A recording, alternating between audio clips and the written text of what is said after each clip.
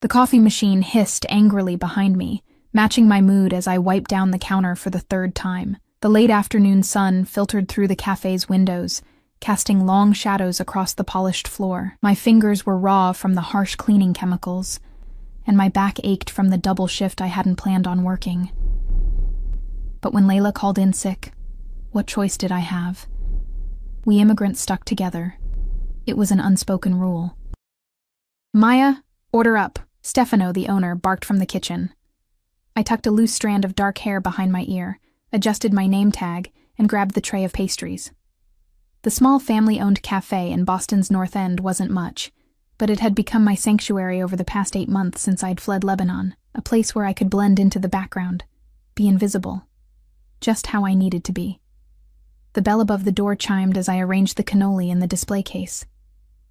I didn't look up immediately, another habit I'd developed. In my experience, making eye contact sometimes invited unwanted attention, but something changed in the atmosphere of the cafe, like the air had suddenly grown heavier. The usual chatter of customers dimmed.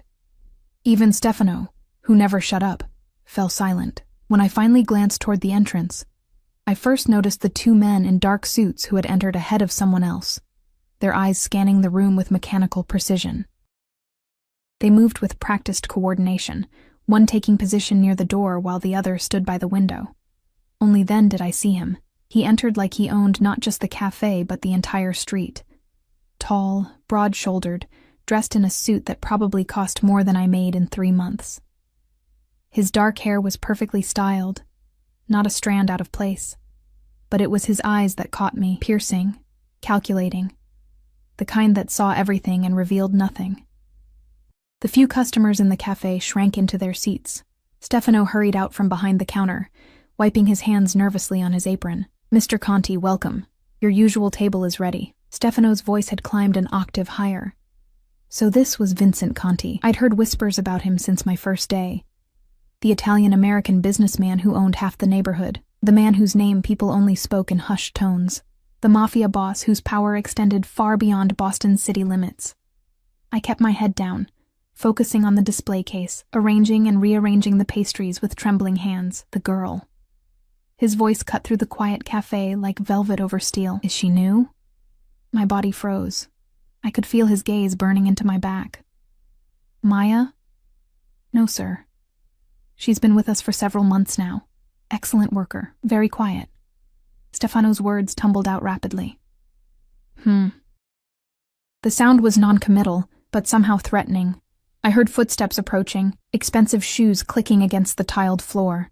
My heart pounded so loudly I was certain everyone could hear it. "Coffee, please.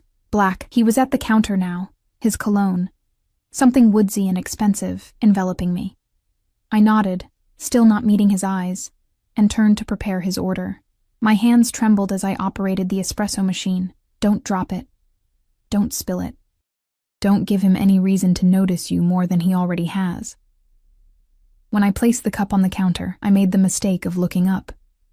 His eyes captured mine, dark and intense, and I couldn't look away. Something flashed across his face. Surprise, perhaps curiosity, before his expression settled back into cool indifference. "Thank you, Maya." My name in his mouth sounded different, almost intimate, and it sent an involuntary shiver down my spine. He left a $100 bill on the counter. "Keep the change." I watched as he walked to his table by the window, where one of his men pulled out a chair for him. The other remained standing, his back to the wall, eyes constantly scanning the room. Conti sat with his back to the corner, giving him a full view of the cafe and the street outside. I recognized the seating arrangement from my own hypervigilance.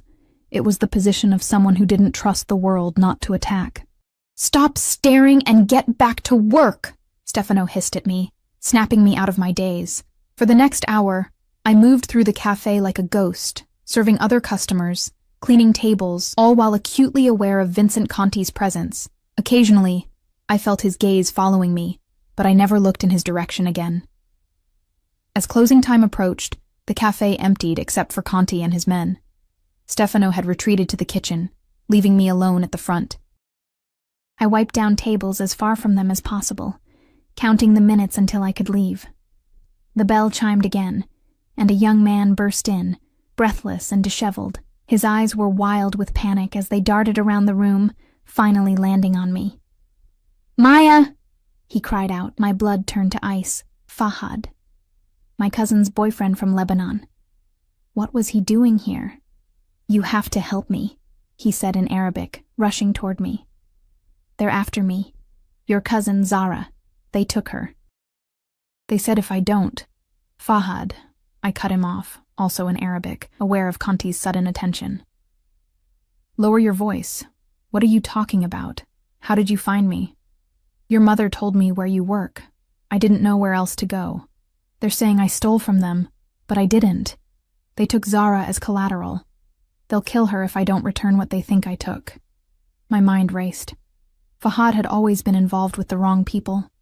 It was part of why I'd left Lebanon, to escape the trouble that seemed to follow my family.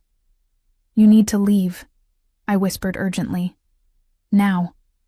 I finish in 20 minutes. Wait for me at the station." But it was too late. The door opened again, and 3 men entered. They weren't Conti's men. These were different.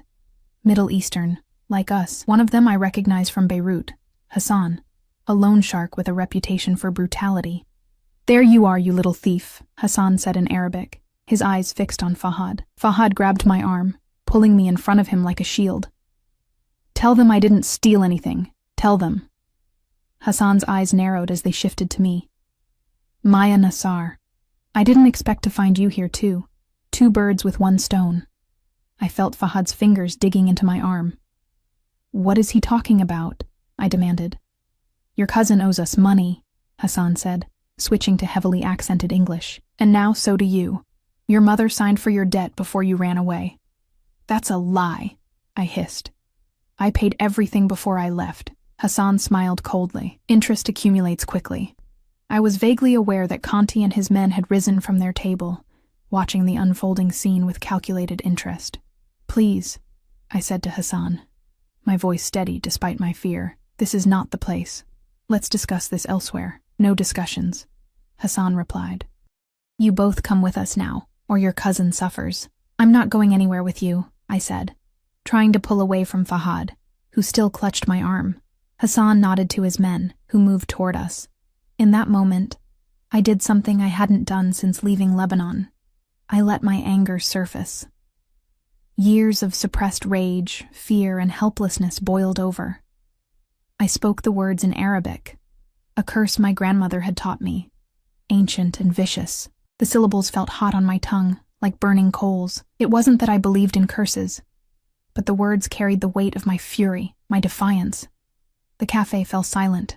Hassan's eyes widened slightly, then narrowed. "You dare!" A chair scraped against the floor. Vincent Conti stood, straightening his suit jacket with deliberate slowness.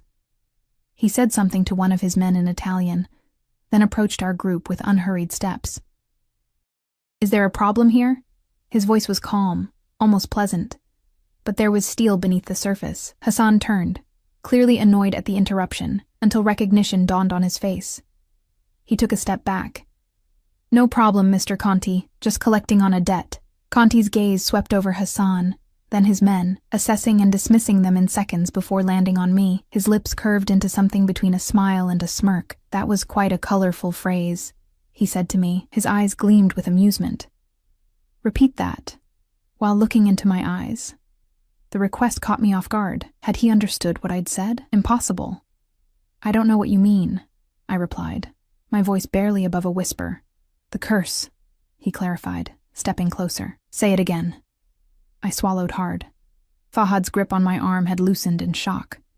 Hassan and his men remained frozen, uncertain how to proceed now that Conti had involved himself. "It was nothing," I said. Conti reached out, his fingers brushing against my chin, tilting my face upward until I had no choice but to meet his gaze. "I disagree.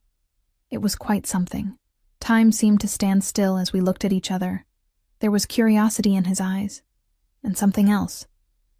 A recognition, as though he'd found something unexpected and fascinating.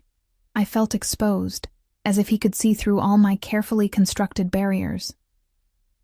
"Mr. Conti," Hassan started, breaking the spell. This is a private matter. Not anymore. Conti cut him off without looking away from me. You're in my neighborhood now, and it seems to me that you're harassing one of my favorite cafe's employees. Hassan's face hardened. With all due respect, these people owe— I don't care what you think they owe, Conti interrupted, his voice still pleasant, but his eyes cold as he finally turned to Hassan. What I care about is that you're disrupting my evening coffee. That makes it my business. He gestured to his men, who moved forward with silent efficiency. Now, you have two options.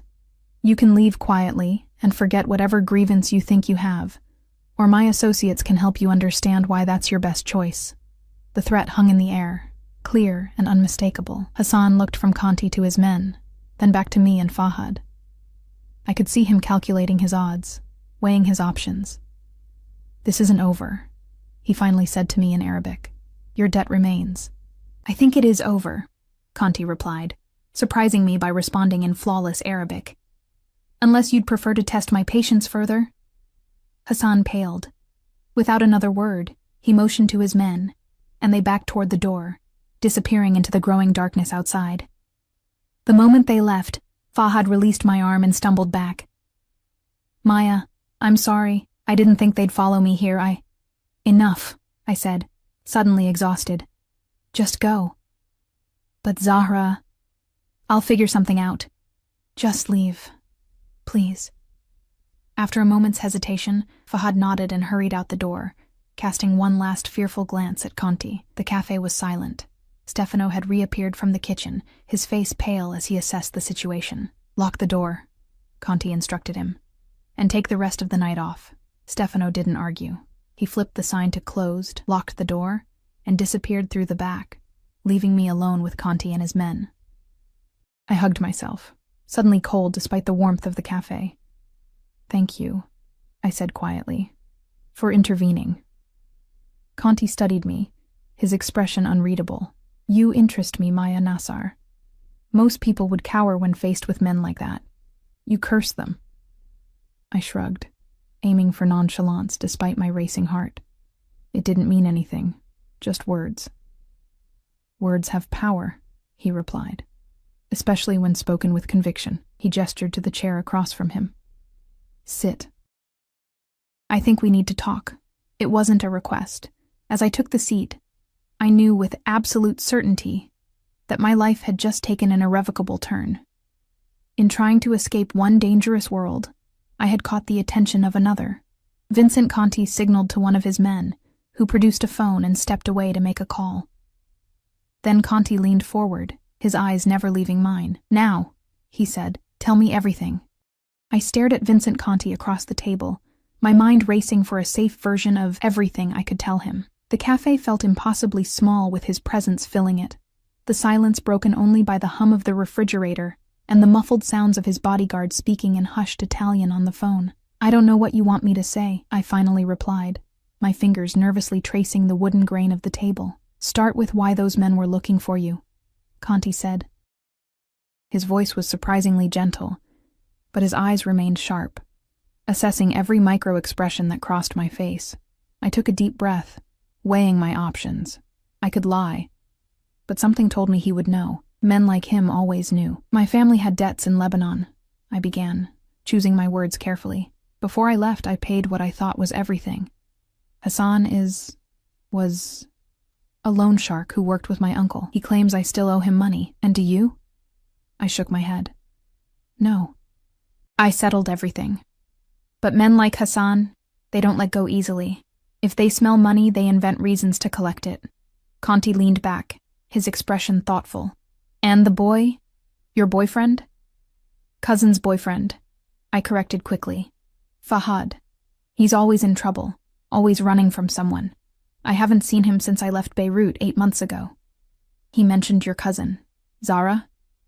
My chest tightened at the name. Zara, who had been more like a sister to me. Yes. If Hassan wasn't lying, they're holding her because of Fahad's debts. And you care about her. It wasn't a question, but I answered anyway. She's family. Conti nodded, as if that explained everything. Perhaps to him it did. I'd heard enough about Italian mafia families to know they held certain values sacred: loyalty, blood, family honor. His bodyguard returned, leaning down to whisper something in Conti's ear. He listened, his expression unchanging, then nodded once before the man stepped back to his position. "It seems your friend Hassan has been operating in my city without permission," Conti said, his tone conversational despite the dangerous undercurrent. "Running a loan shark operation, extortion, human trafficking, stealing from me." My blood ran cold at the mention of human trafficking. Was that what they planned for Zara? "I didn't know he was in Boston," I said. "I thought I'd left all that behind. The past has a way of finding us, no matter how far we run." For a moment, something like understanding flickered in his eyes before it was gone, replaced by cool calculation. "Tell me about the curse." The abrupt change of topic caught me off guard. "It's nothing. Just something my grandmother used to say when she was angry. An old woman's curse can be powerful," he said, the corner of his mouth lifting in what might have been amusement, especially when delivered with such conviction. I shifted uncomfortably under his gaze. "You speak Arabic, among other languages, useful in my line of work. And what exactly is your line of work, Mr. Conti?" I regretted the question immediately as his eyes darkened. "I think you know enough about that." He leaned forward, closing the distance between us. "What interests me more is who you are, Maya Nassar. You're not just a cafe worker hiding from debt collectors." I swallowed hard. "I'm nobody." "No," he said with absolute certainty. "You're not." Before I could respond, the cafe's phone rang, shattering the tension.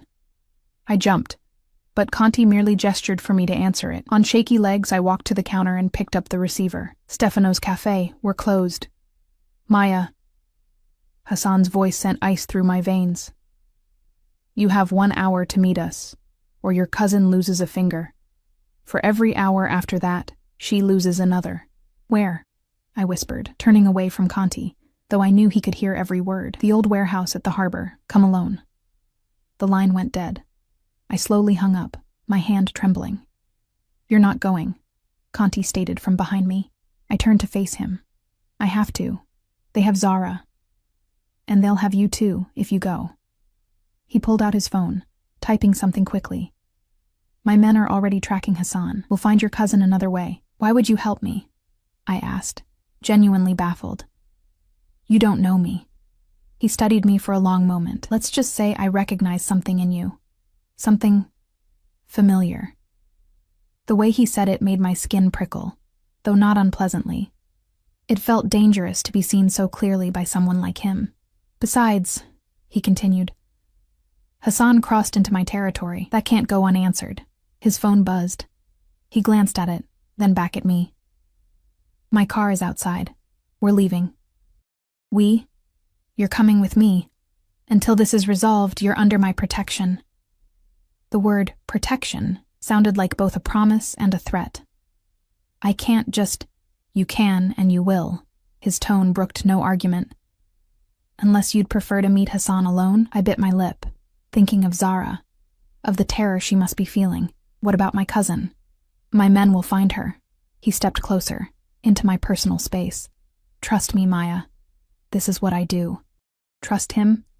A mafia boss I'd met hours ago? But what choice did I have? "I need to get my things from my apartment," I said, relenting. He nodded. "We'll stop there first." Outside, a sleek black SUV waited, engine running. One of his men opened the rear door, and Conti gestured for me to enter.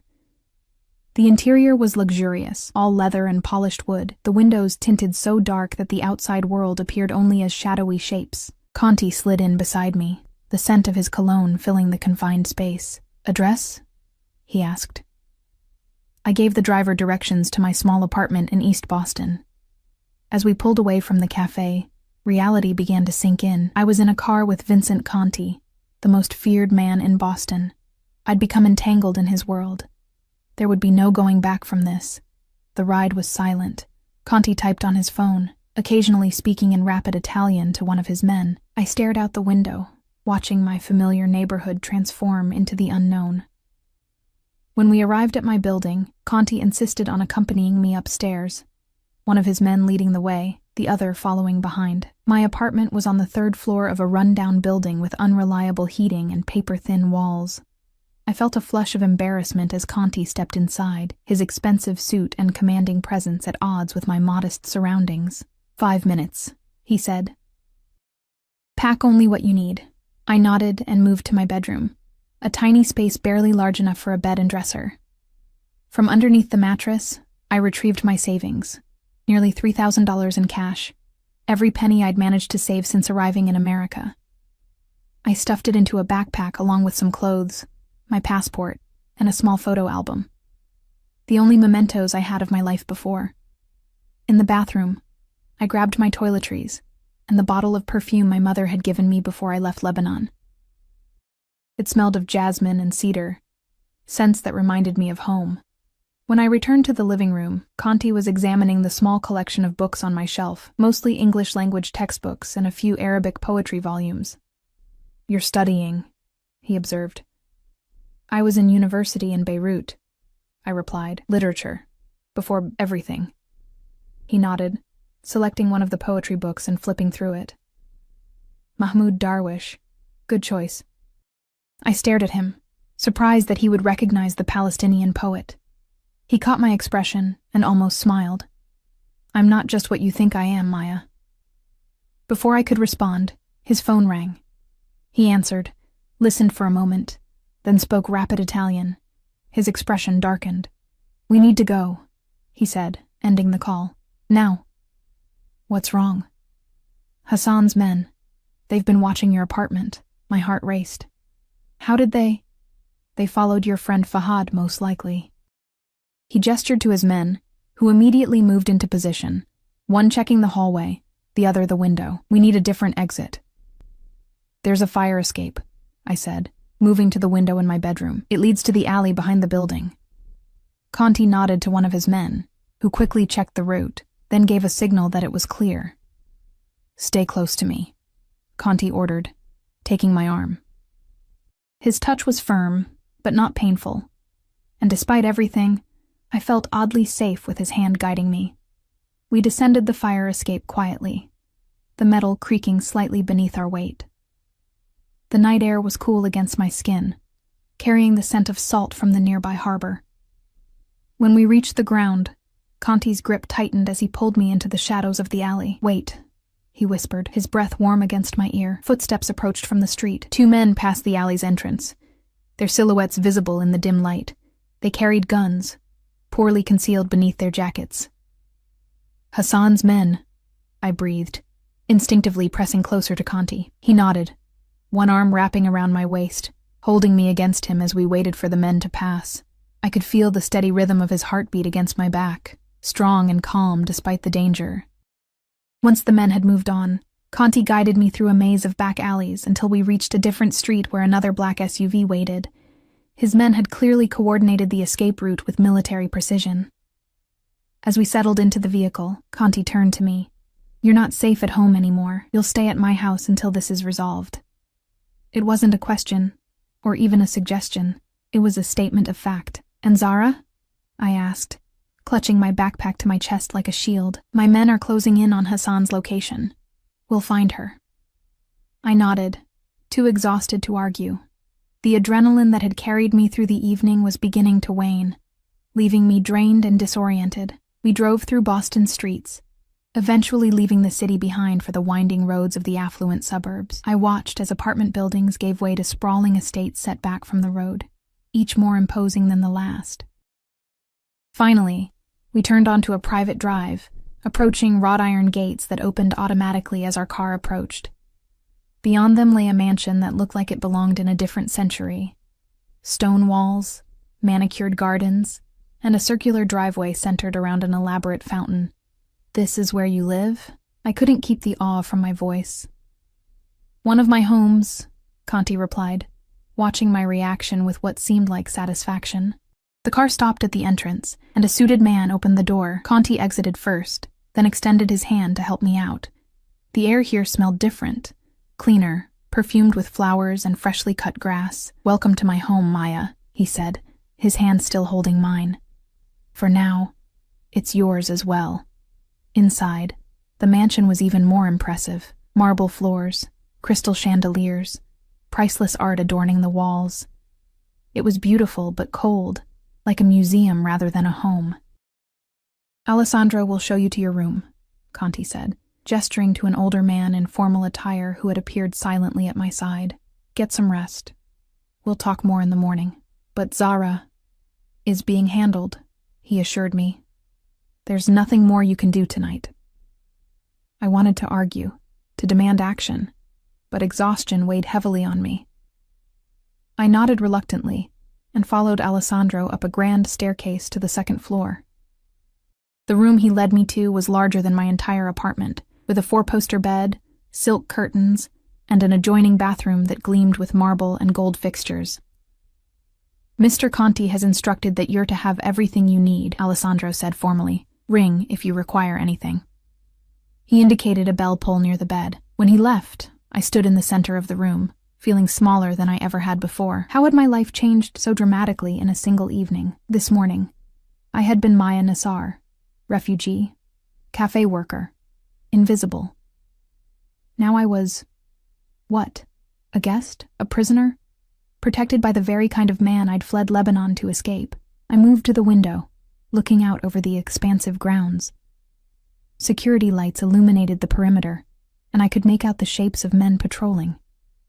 I was safer here than I'd been in months, yet paradoxically in more danger than ever. From my backpack, I retrieved the small photo album and opened it to a picture of Zara and me, taken at her 20th birthday last year. Her smile was radiant, her eyes dancing with light. My chest ached at the thought of her in Hassan's hands. "I'll find you," I whispered to her image. "I promise." A soft knock at the door startled me. When I opened it, a young woman stood there with a tray. "Mr. Conti thought you might be hungry," she said, entering to place the tray on a small table. It held a steaming bowl of pasta, fresh bread, and a glass of red wine. My stomach growled at the smell, reminding me that I hadn't eaten since my lunch break hours ago. "Thank you," I said. She nodded and left, closing the door quietly behind her. I ate mechanically, barely tasting the food despite its obvious quality. My mind was too full of the day's events, of Hassan's threats, of Zara's peril, of Vincent Conti's intense gaze as he said, "Repeat that," while looking into my eyes. After showering in the luxurious bathroom, I changed into a t-shirt from my backpack and climbed into the massive bed. Despite its comfort, sleep eluded me.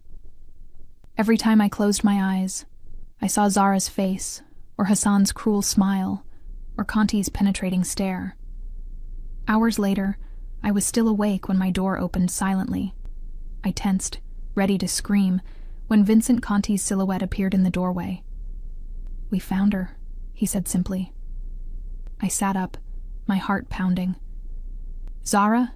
Is she alive?" Scared, but unharmed. He stepped into the room, his face half illuminated by the moonlight streaming through the window. "My men are bringing her here now." Relief flooded through me, so intense I felt dizzy with it. "Thank you," I whispered, tears springing to my eyes. "Thank you." Conti moved closer, until he was standing at the foot of my bed. "Don't thank me yet, Maya. This isn't over." Hassan escaped.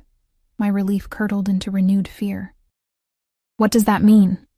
"It means you and your cousin will remain here, under my protection, until he's found." His voice was soft but unyielding. "It means you're now firmly in my world." The way he said it, my world, sent a shiver of both fear and something else. Something I didn't want to name, down my spine. "Why are you doing this?" I asked, the question that had been burning in me since he first intervened at the cafe. "What do you want from me?" In the half-light, I saw his lips curve into that same not-quite smile. "You intrigue me, Maya Nassar. That's not something that happens often in my life." Before I could respond, he turned to leave. At the doorway, he paused, looking back at me over his shoulder. "Rest. Your cousin will be here by morning." And then he was gone, leaving me with more questions than answers, and the unsettling realization that I was now bound to Vincent Conti in ways I didn't fully understand. Block 3. Sleep eventually claimed me in the early hours of the morning, a restless slumber filled with fragmented dreams of dark alleys and piercing eyes. I woke to sunlight streaming through unfamiliar curtains and the disorienting sensation of not knowing where I was until memory flooded back. The cafe, Hassan, Conti, Zara. Zara. I bolted upright, remembering Conti's midnight visit. Had they really found her? Was she here? A soft knock at the door answered my question. Before I could respond, it opened, and there she stood, my cousin, pale and thin, dark circles under her eyes, but alive and whole. Maya, she whispered, her voice breaking on my name. I was out of the bed in an instant, wrapping her in my arms, breathing in the familiar scent of her hair. She trembled against me, her tears dampening my shoulder. Are you hurt? Did they hurt you? I pulled back, scanning her face, her arms, looking for any sign of injury. She shook her head. No, they scared me, but... She glanced over her shoulder at the open doorway, where one of Conti's men stood watching impassively. His people came, like avenging angels, Maya. 1 minute I was tied to a chair in some filthy room, and the next... She shuddered at the memory. There was shooting, shouting. Then a man in a suit was untying me, telling me you were waiting. I hugged her again, relief making me weak. I'm so sorry. This is all because of Fahad, because of me. No, she said fiercely, gripping my arms. This is because of Hassan and his greed. She looked around the opulent room, eyes wide. Maya, where are we? Who is this man who helped us? I hesitated, unsure how to explain Vincent Conti to someone who'd grown up, as I had, fearing men of his kind. He's someone powerful. He's protecting us. Zara's expression grew wary. Protecting? Or keeping? The question hit too close to the uncertainty I'd been feeling. Before I could answer, a new voice came from the doorway. Both, for the moment. Vincent Conti stood there, immaculate in another perfectly tailored suit, his presence immediately dominating the room. Zara stiffened beside me, instinctively moving closer to my side. Ms. Nassar, he addressed Zara with a formal nod. I trust you've been made comfortable? Yes, Zara replied cautiously. Thank you for helping me. Maya is important to you. You are important to her. Conti stated this as simple fact. Therefore, your safety is now my concern. The proprietary way he spoke sent a flutter through my stomach, half warning, half something else I didn't want to examine too closely. How long must we stay here? I asked, trying to keep my voice steady. Until Hassan is found. Conti's eyes met mine, challenging. Unless you're eager to leave my protection? The question hung in the air between us. I thought of my tiny apartment, now compromised, of the cafe, no longer a safe haven, of the life I'd built in Boston, suddenly in shambles. No, I admitted finally. We have nowhere else to go. Something like satisfaction flickered across his face. Then it settled. You'll remain as my guests. He turned to leave, then added, Breakfast is waiting downstairs. Alessandro will show you to the dining room when you're ready. After he left, Zara turned to me with wide eyes. Maya, who is he? Really? I sighed, sitting on the edge of the bed. Vincent Conti. He owns half of Boston's North End. Well, they call him the king of the Italian Mafia here. And we're in his house? Under his protection? Zara's voice rose with each question. Have you forgotten what men like him did to our family in Beirut? He's not like the men in Beirut, I said, though I wasn't sure why I felt the need to defend him. He helped us when he had no reason to. Men like him always have reasons, Zara replied darkly. What does he want from you, Maya? I thought of Conti's words. You intrigue me. I don't know, I answered honestly. We dressed in silence, me in clothes from my backpack, Zara in items that had been provided for her, expensive clothes that fit her perfectly, raising questions about how Conti had known her size. Alessandro was waiting outside our door, his expression professionally blank as he led us through the mansion's corridors. I tried to memorize the route, noting exits and windows out of habit, another survival skill I'd developed in Lebanon. The dining room was as grand as the rest of the house, with a table that could seat 20 but was set for only 3. Vincent Conti sat at the head, reading something on a tablet. He stood as we entered, gesturing for us to join him. "Did you sleep well?" he asked as we took our seats, his question clearly directed at me. "Yes, thank you," I lied, avoiding his eyes. I could feel Zara watching our interaction with wary curiosity. Breakfast was served by silent staff: fresh fruit, pastries, eggs, coffee that tasted better than what we served at the cafe. I ate little, my appetite diminished by tension. Zara did the same, though I noticed her eyeing the food with the longing of someone who hadn't eaten properly in days. "You should eat," Conti said to her, his observation gentle rather than commanding. "Regain your strength." Zara hesitated, then took a pastry, biting into it with cautious pleasure. I felt a strange rush of gratitude toward Conti for his sensitivity. "What happens now?" I asked after several minutes of silence. Conti set down his coffee cup, his expression thoughtful. "Now we wait. My men are hunting Hassan. It's only a matter of time. And then? And then you'll be safe." I frowned. "Just like that? You'll help us and expect nothing in return?" A slow smile spread across his face, making him look younger, almost boyish. "I didn't say that." My stomach dropped. "What do you want?" "For now, your company." He leaned forward slightly. "You're different, Maya. You have fire in you. I saw it when you cursed Hassan." I felt Zara's questioning gaze but didn't look at her. "I'm nobody special. We both know that's not true." Conti stood, smoothing his suit jacket. "Rest today. Consider yourselves my guests. My home is open to you, though I'd ask that you remain on the grounds, for your safety." With that, he left, leaving us alone in the vast dining room. "What was that about a curse?" Zara asked immediately. I told her about the encounter at the cafe, about the ancient words our grandmother had taught us, words I'd hurled at Hassan in a moment of defiance. "And this Conti, he was impressed by that?" "I think he was surprised," I corrected. "He's probably used to people cowering before him, not fighting back." Zara studied me. "Be careful, Maya. I've seen how he looks at you. It's not like that," I protested, though heat rose to my cheeks. "Isn't it?" Zara's voice was soft with concern. "Just remember who he is, what he is." We spent the day exploring the mansion's permitted areas, always aware of Conti's men watching discreetly from a distance. The house was a testament to wealth and power. Every room perfectly appointed, every surface gleaming. Yet it felt hollow somehow, like a museum rather than a home. In the afternoon, we discovered a library that took my breath away. Floor-to-ceiling shelves filled with books in multiple languages. I ran my fingers along the spines, marveling at first editions and rare volumes I'd only read about in my literature studies. "You appreciate books." I turned to find Vincent Conti watching from the doorway, his expression softer than I'd seen it before. "I was studying literature before." I gestured vaguely, encompassing all that had forced me to flee Lebanon. "Before life intervened," he finished for me, entering the room. "What was your focus?" "Comparative literature, East meets West, breaking down cultural barriers through shared stories." He nodded, approaching a shelf and selecting a volume. The world could use more of that understanding. The comment surprised me. It seemed at odds with what I knew, or thought I knew, about him. "This was my mother's collection," he said, his voice taking on a different quality.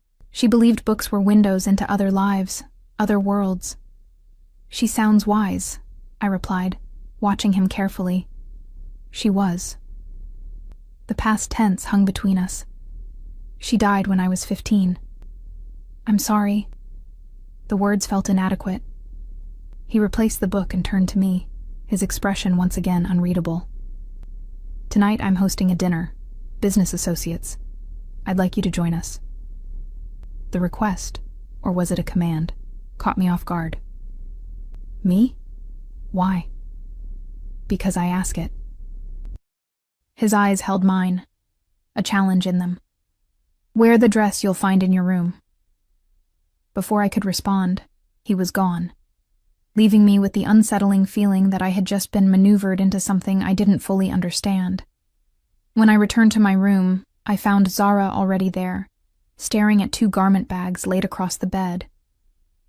"He wants us at a dinner tonight," she said, her tone making it clear what she thought of the idea.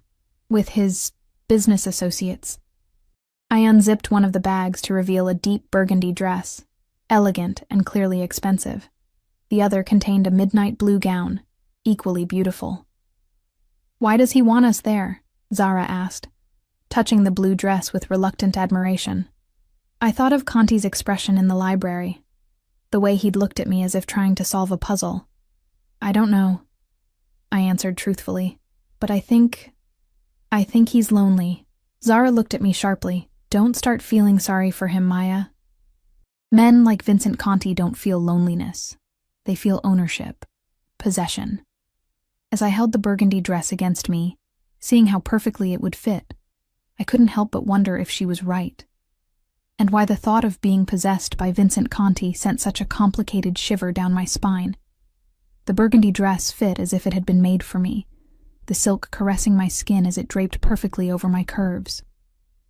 Standing before the mirror, I barely recognized myself. The woman reflected back was elegant, sophisticated, worlds away from the haunted refugee who served coffee in a small cafe. Zara emerged from the bathroom in her midnight blue gown, equally transformed. "How did he know our sizes?" she muttered, smoothing the fabric over her hips. I had been wondering the same thing. "He has resources," I replied vaguely, unsettled by the thought of Conti investigating us so thoroughly. A knock at the door announced Alessandro, who had come to escort us downstairs.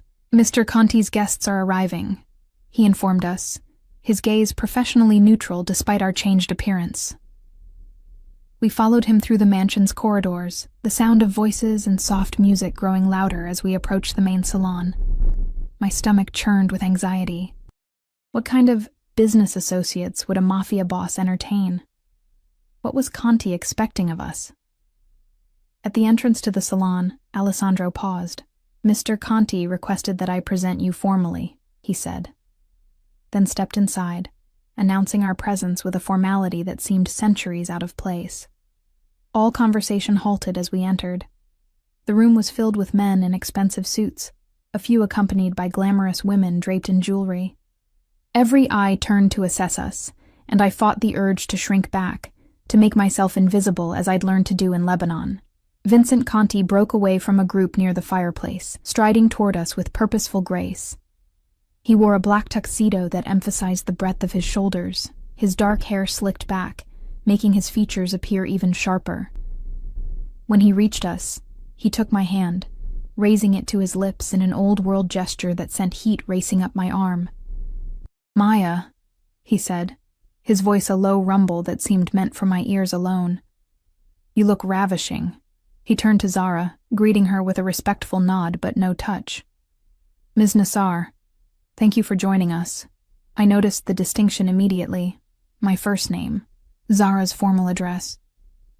It confirmed what I'd begun to suspect. His interest was specifically in me, not just in helping two women in trouble.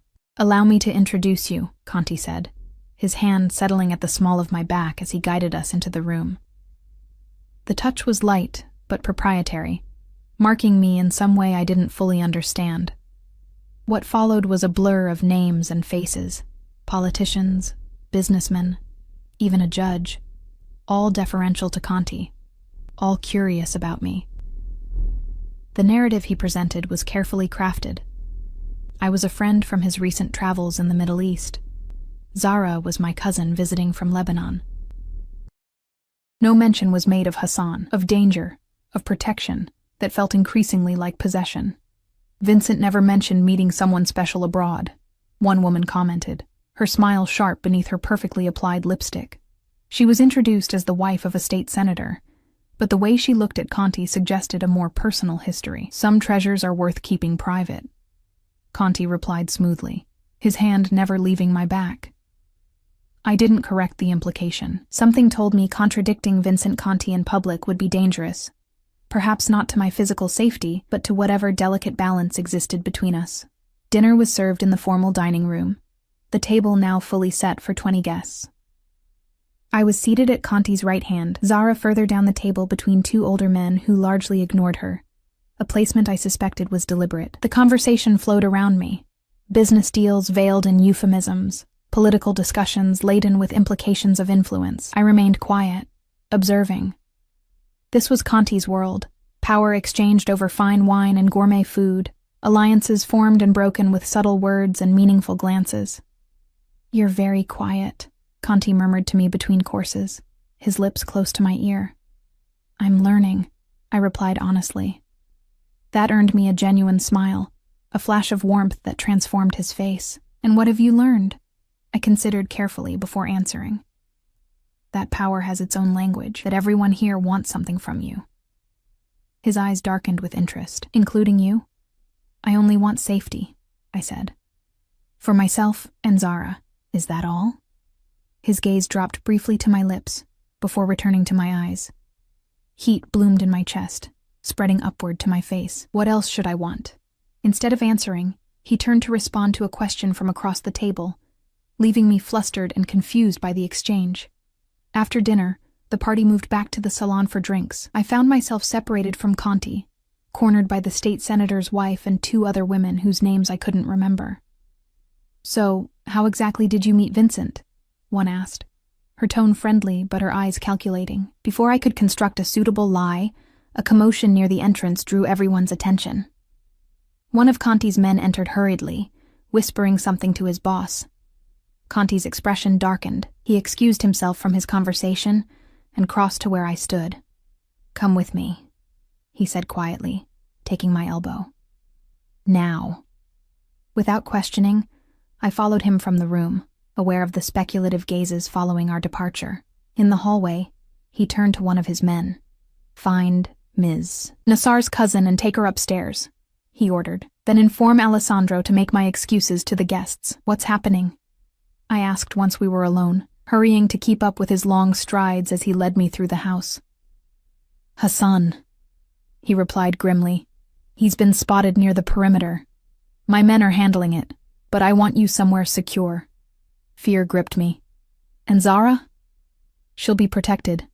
We descended a staircase I hadn't seen before, leading to what appeared to be a lower level of the mansion.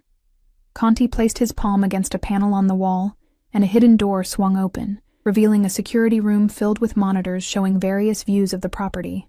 Two men sat at the controls, reporting to Conti in rapid Italian. I caught glimpses of the grounds on the screens. Men with guns moving through the darkness, the gates, the surrounding woods.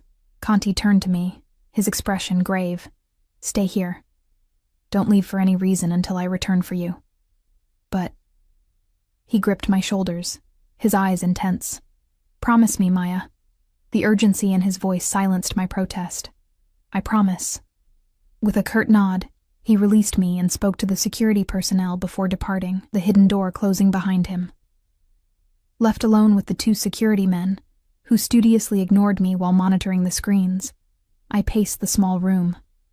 On the monitors, I could see Conti emerging from the house, gun in hand, joining his men as they secured the perimeter. My heart raced. Was Hassan really out there? Had he somehow tracked us to Conti's fortress? What would happen if they caught him? Or if he escaped again? Minutes stretched into an hour, tension building with each passing moment.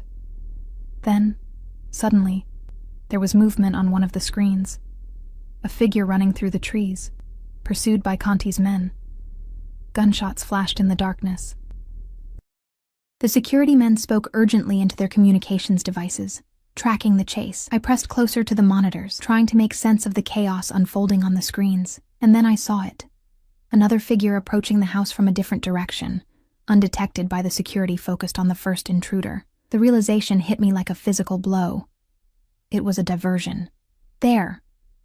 I pointed at the screen. "Someone else is coming from the east side."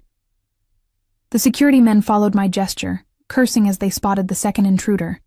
One immediately radioed the information to the teams outside while the other zoomed in the camera. The figure moved with purpose, clearly familiar with how to avoid detection. As he approached a side entrance, the camera caught his face, and my blood froze. Not Hassan, but Fahad. Zara's boyfriend, the one who had started all this. "That's Fahad," I said urgently. "He's with Hassan. He's the one who brought this danger to us." The security man nodded, relaying the information.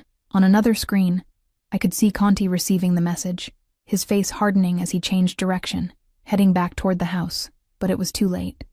On the monitors, we watched as Fahad somehow bypassed the security system on a side door and slipped inside. "He's in the house," I whispered, horror washing over me. "Zara, she's upstairs." The security man tried to reassure me that Zara was protected, but a terrible suspicion had taken root in my mind. What if Fahad wasn't here to hurt us, but to rescue Zara? What if he convinced her to go with him? I thought of Zara's wariness toward Conti, her distrust of men like him. Would she choose to leave with Fahad, not knowing he was working with Hassan? Without conscious decision, I moved toward the door. "Ms. Nassar," one of the security men called sharply. "Mr. Conti ordered you to stay here." "My cousin is in danger," I replied, my hand on the door panel. "We've alerted security upstairs. They'll protect her." But I couldn't take that chance, not with Zara. "I'm sorry," I said, and before they could stop me, I slipped through the door. I found myself in a dimly lit corridor that I didn't recognize. Relying on instinct, I moved toward what I hoped was the main part of the house, listening for any sound that might guide me. The mansion was eerily quiet, the dinner guests presumably gone. I made my way cautiously upstairs, my silk dress whispering against the marble steps, my heart pounding so loudly I was certain anyone nearby would hear it. As I reached the second floor, I heard voices from the direction of my bedroom. Zara's voice, raised in argument, and a man's voice responding urgently. I moved silently toward the sound, pressing against the wall as I approached the partially open door. Through the gap, I could see Zara, still in her blue gown, facing Fahad, who was gesturing emphatically. "We have to go now," he was saying. "I've created a diversion, but it won't last long." "You're working with Hassan," Zara accused, backing away from him. "Maya told me everything. It's not like that," Fahad insisted. "Hassan forced me to help him find you. But I've turned on him now. This is our chance to escape." I could see Zara wavering, uncertainty crossing her face. "Where would we go?" "I have a place. We'll be safe, I promise." It was the same empty promise he'd made before, the one that had led to Zara's capture. I couldn't let her fall for it again. Taking a deep breath, I pushed open the door. "He's lying, Zara." They both turned, Fahad's expression shifting from surprise to calculation in an instant. "Maya," he said, forcing a smile. "Good, you're here too. We need to leave now, both of you." "No." I stepped into the room, placing myself between him and Zara. "You led Hassan to my apartment. You're the reason Zara was kidnapped in the first place." Fahad's face darkened. "You don't understand. Hassan will kill me if I don't bring you both back." "So you'd sacrifice us to save yourself?" I asked, disgust evident in my voice. His hand moved to his waistband, revealing the gun tucked there. "I'm not asking." My blood turned to ice as he pointed the weapon at us. "Move. Now, both of you." Zara clutched my arm, her fingers digging into my skin. I could feel her trembling. "Conti's men are everywhere," I said, trying to sound confident. "You'll never make it off the property. That's why I have you," Fahad replied with a cruel smile. "Conti won't risk shooting if you're in the way." As he gestured with the gun for us to move toward the door, I heard a sound behind him, the faintest whisper of movement. Fahad heard it too, starting to turn, but he was too slow. Vincent Conti materialized in the doorway like an avenging shadow, his own gun pressed to the back of Fahad's head. "Drop it," he said, his voice terrifyingly calm, "or die where you stand." Time seemed to freeze in that moment. Fahad with his gun pointed at us, Conti with his weapon pressed against Fahad's skull.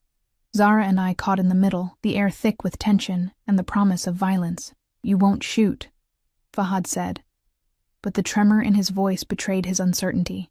"Not with them in the line of fire." "I never miss," Conti replied, his voice steady and cold. "But if you prefer to test that theory, be my guest." I watched Fahad's eyes dart frantically, calculating his odds. The gun in his hand wavered slightly. "Fahad," I said softly, meeting his gaze. "Don't do this. It's over." Perhaps it was the compassion in my voice, unexpected even to me, that reached him. His shoulders slumped, defeat washing over his features as he slowly lowered the gun. In one swift motion, Conti disarmed him, shoving Fahad face first against the wall. Two of Conti's men appeared in the doorway, summoned by some silent signal, and took custody of Fahad, binding his hands behind his back. "Take him to the basement," Conti ordered. "I'll deal with him later." As they dragged Fahad away, he twisted his head to look back at Zara, his expression desperate. "Zara, please. I did it for us. Hassan would have killed me." Zara turned away, her face a mask of pain and betrayal. When Fahad was gone, she collapsed onto the bed, her shoulders shaking with silent sobs. I sat beside her, wrapping an arm around her trembling form. "It's okay," I whispered. "You're safe now." Conti remained in the doorway, watching us with an unreadable expression. The gun had disappeared, tucked away somewhere in his immaculate tuxedo.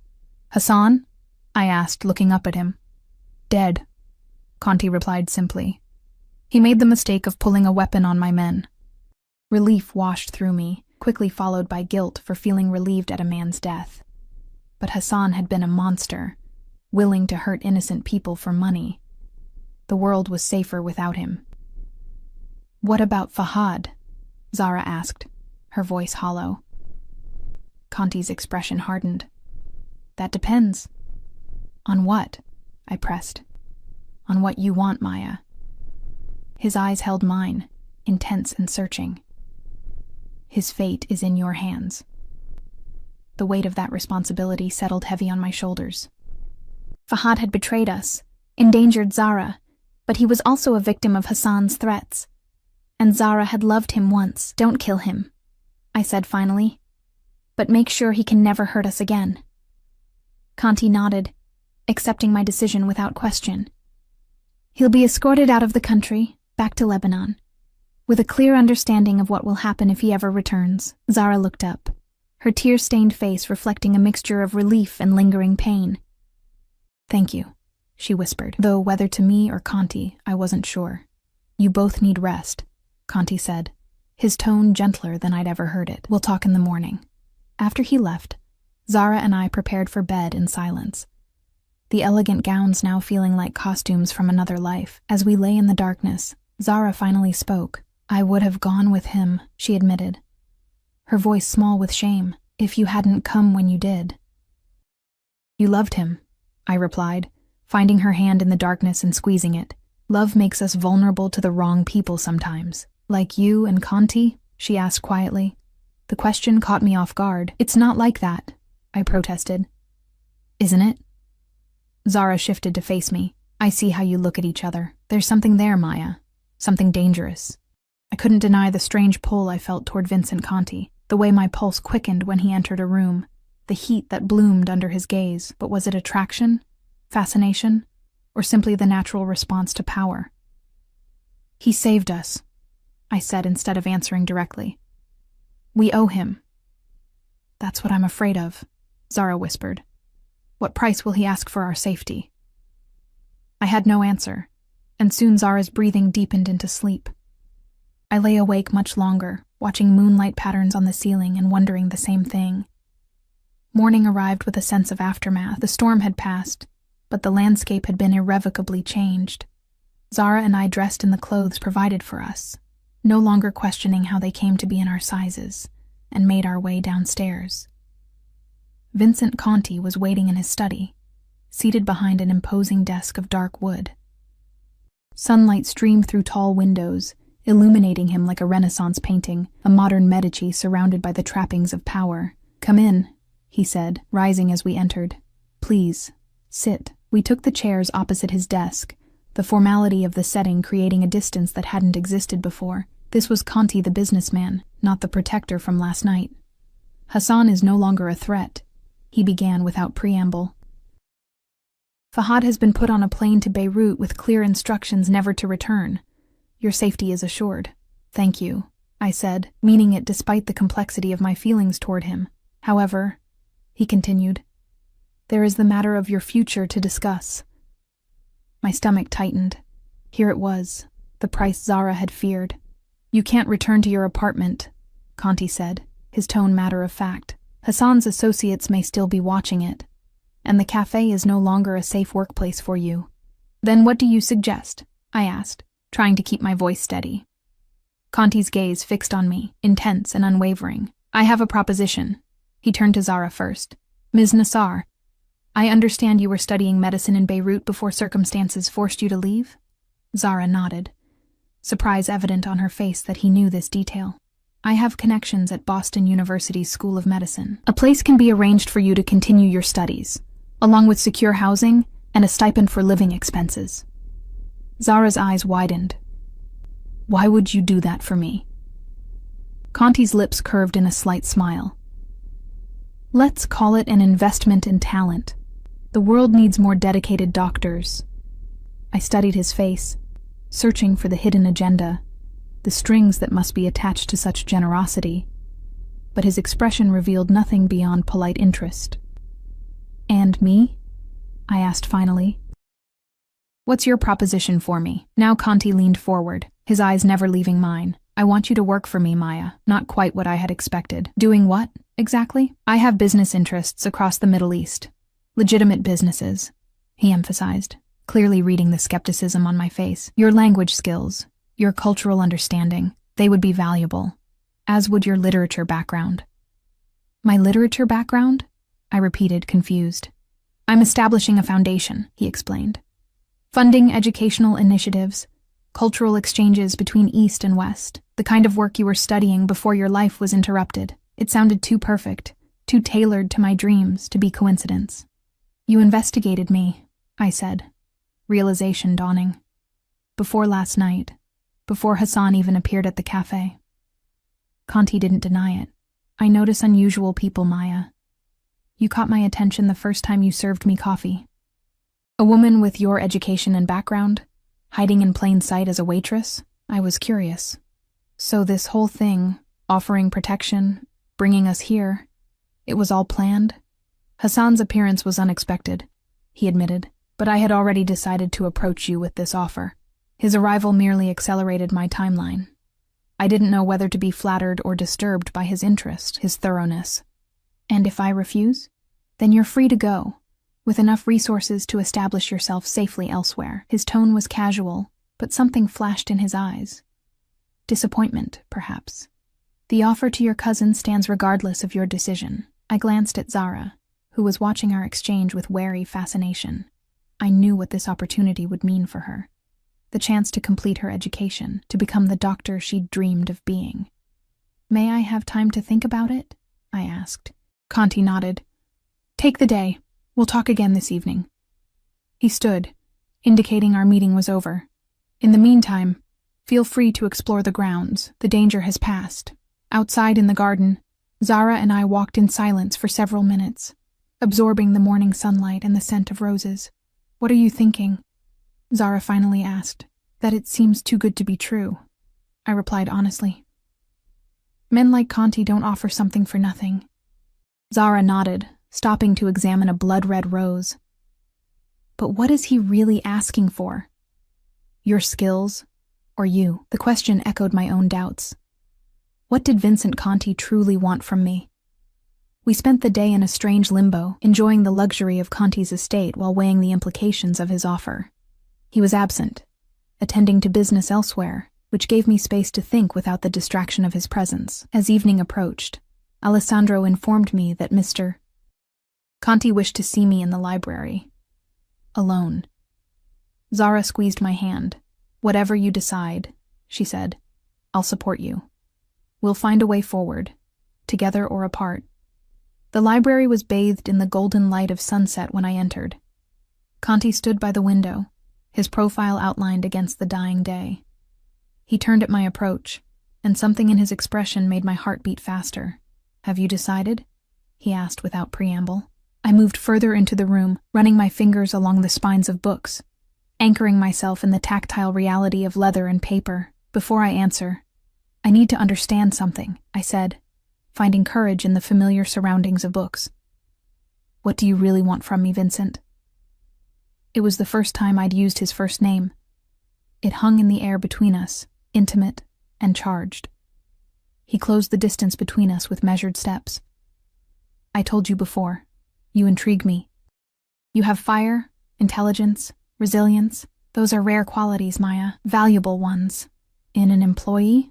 I challenged, holding my ground as he approached. In anyone. He was close enough now that I could smell his cologne, feel the heat radiating from his body. But especially in someone I might consider more than an employee.